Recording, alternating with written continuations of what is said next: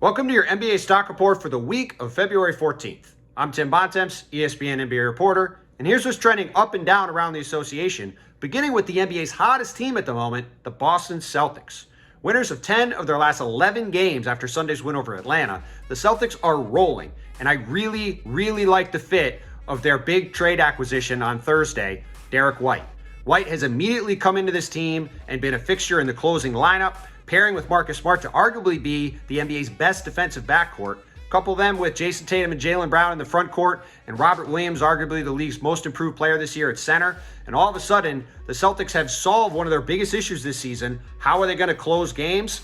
And they look like a team with those five guys, Al Horford and Grant Williams, that's got a top 7 guys that fit well together, that know how to play together. And this is a team that I think has a chance to be a real factor in the Eastern Conference playoffs. Now, people that have followed my work this year have known I have not necessarily believed in the Celtics team at all. I didn't like how they were playing for most of the season. I thought they needed to get some guys that really fit much better around Jason Tatum and Jaylen Brown. But you look at some of the guys they've moved out of this team, Dennis Schroeder and Josh Richardson in particular, guys that hold the ball, don't move it quickly.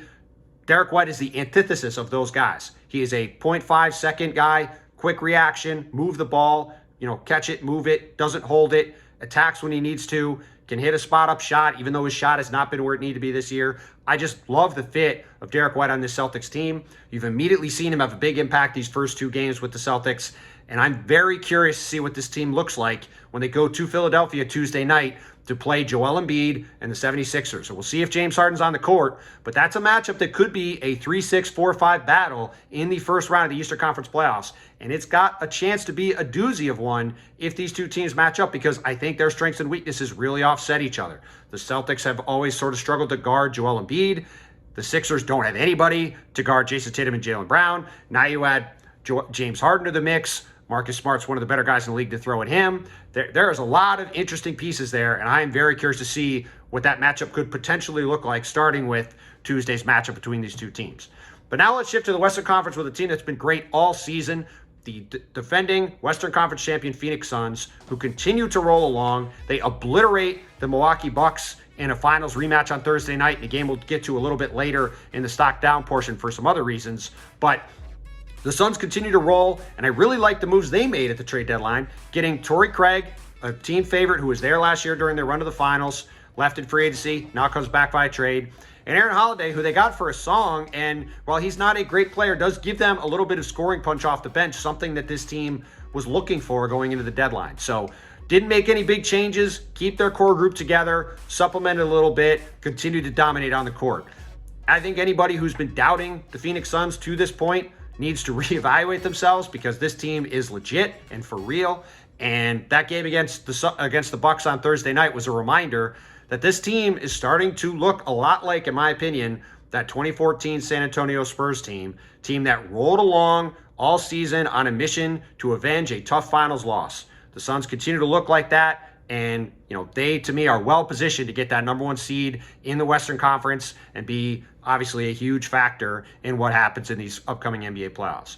And finally, let's shift to another Western Conference contender that's finally righted itself, the Utah Jazz. Now, we've talked about the Jazz in the stock down section a bunch lately. They had a really rough few weeks, some inner turmoil, Rudy Gobert and Donovan Mitchell injuries, Joe Ingles obviously with the devastating ACL tear to lose him for the season. It's a big crippling blow to this team.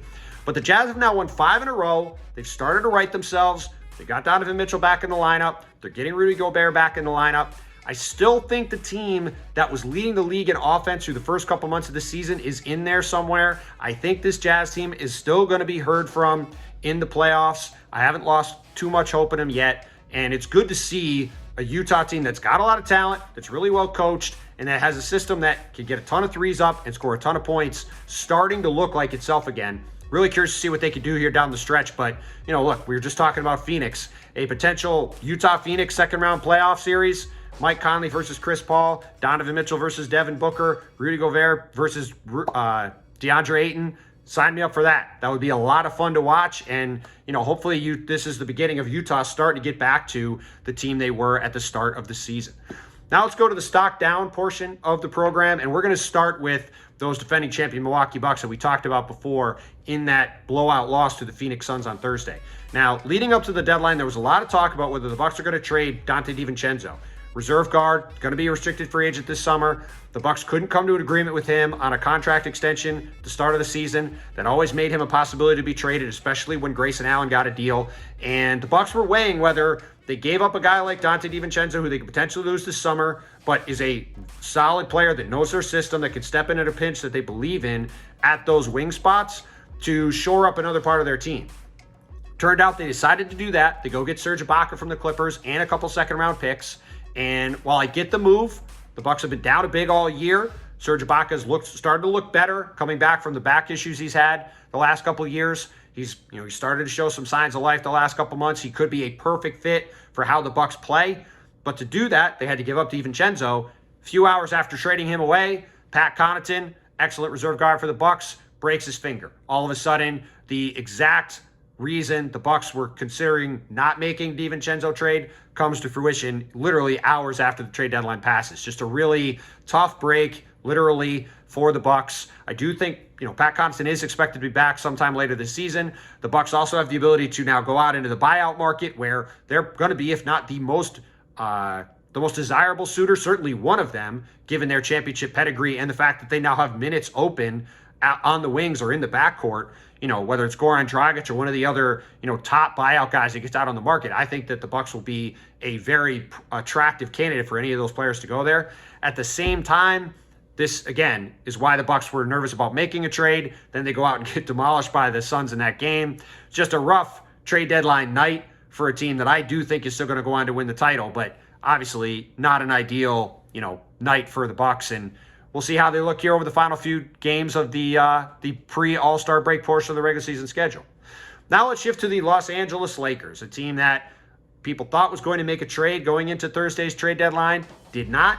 They've now lost 3 games in a row. And on top of that, as my colleague Dave McMenamin has reported, there's some now dissension between Rob Pelinka, who said that he was aligned with LeBron James and Anthony Davis about what this team was going to do. And those guys who, as my colleague Dave McMenamin has reported, were not aligned with what Rob Pelinka ultimately decided to do, which is stand pat at the trade deadline.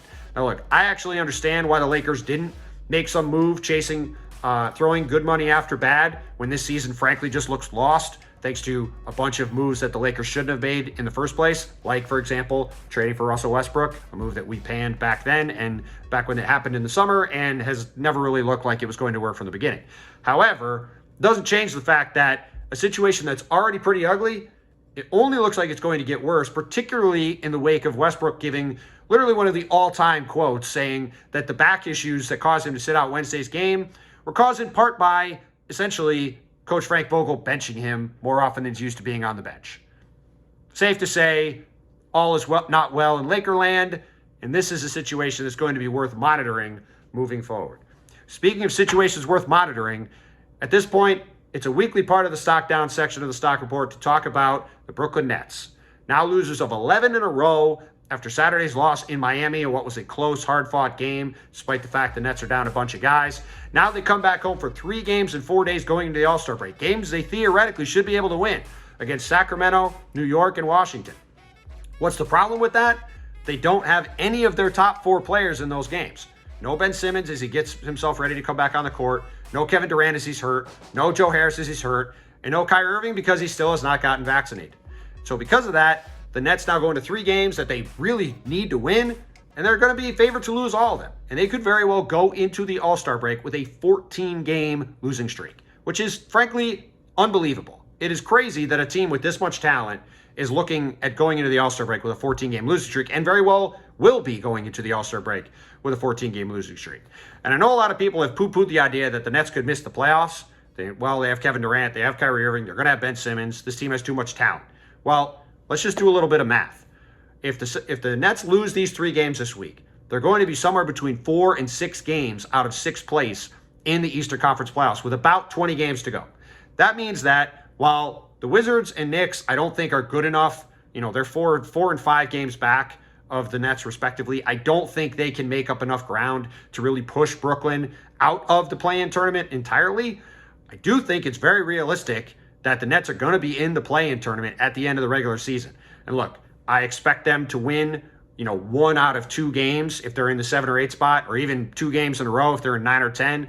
If they have Kevin Durant and Kyrie Irving and Ben Simmons all available. But if they finish, say, 9th, as we've talked about before, they'll have to go into a one-and-done play-in tournament game with Kyrie Irving ineligible to play as of now, and we still don't know, what the health situation of their other guys is going to be. So, look, the Nets season has been crazy on a lot of levels. I think, as we've talked about, I thought they did really well in the Ben Simmons, James Harden trade. I do think having Seth Curry and Andre Drummond available this week will be a huge boost to this team. Those guys alone might be good enough to help the Nets get a win or 2 this week that they might not have gotten, and that could end up being all the difference down the road. So, it's going to be fascinating to see how this plays out. But, again, I think people need to think about the fact that this Nets team is not guaranteed to even make the playoffs at this point, which, frankly, if we talked about that 6 weeks ago when it was Christmas and the Nets were on top of the Eastern Conference and everything seemed great, would have been unfathomable. But, again, when you lose 11 in a row, and you could be in position to lose 14 in a row going into the All-Star break, that's kind of the situation you put yourself in. So we'll have to see what happens over these next few days. But I hope you enjoyed this latest edition of the Stock Report. Enjoy these final few days before what should be an interesting All-Star weekend in Cleveland. I will be reporting live from Cleveland next weekend, so we'll see how everything goes there. And we'll be back with you next Monday for a All-Star edition of the Stock Report live from Cleveland. So enjoy the week, and we'll talk to you then. Thank you for watching ESPN on YouTube. For live streaming sports and premium content, subscribe to ESPN+.